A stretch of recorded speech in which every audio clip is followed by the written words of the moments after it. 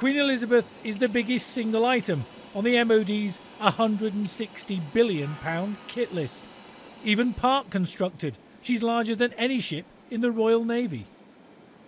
When she's finished, the first of 2 new aircraft carriers will be 3 times the size of the decommissioned vessels that she'll replace. A retired old Hunter submarine, a rusting dark grey sliver beside her looming red bulk, gives some idea of the scale. Willie Richards has worked at Rosyth for more than 30 years and seen dozens of naval ships come and go, but never anything like this. I've worked on Ark Royal, HMS Invincible, HMS Illustrious, worked on all the destroyers, HMS Glasgow, HMS Edinburgh, but this is definitely the flagship of the Navy, and it's a privilege to be part of it.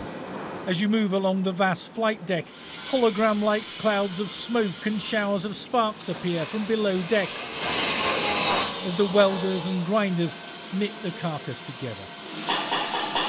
The team are welding the longitudinal stiffeners between the 2 sections of ship underneath, and then once that's finished they'll come up here and apply an automatic welding machine which will run across the flight deck on tracks. There's still a lot to do to make the Queen Elizabeth recognisable as an aircraft carrier, but so far she's on schedule. The timeline for this carrier stretches way into the future.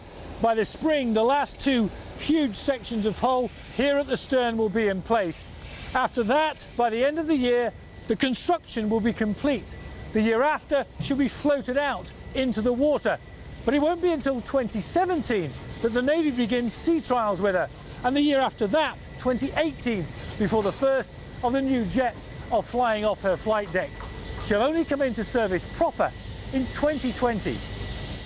But the ship already has a crew, or at least the beginnings of one.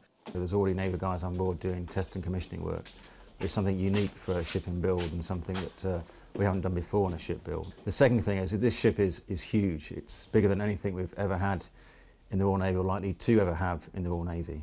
And it's going to take us a while to understand how to best operate this vessel and get the capability that it has to offer to us.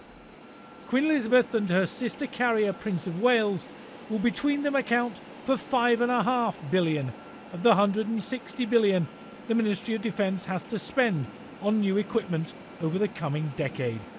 But once they're at sea, they should be in service for half a century.